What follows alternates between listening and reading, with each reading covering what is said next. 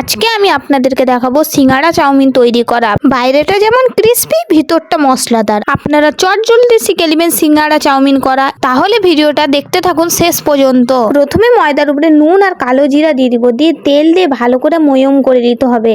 ময়ম হয়ে যাওয়ার পরে আমাদেরকে একটু জল দিয়ে আস্তে আস্তে করে মেখে নিতে হবে ডোটাকে। তারপরে একটা লিচি কেটে নিব, দিয়ে ওটা লম্বা লম্বি করে বেলে নিব। যেমন করে আমি ভিডিওতে বেলছি ওরকম ভাবে আপনারা বেলে নেবেন। তারপরে একটা ছুরির সাহায্যে মাঝ বরাবর কেটে নিব।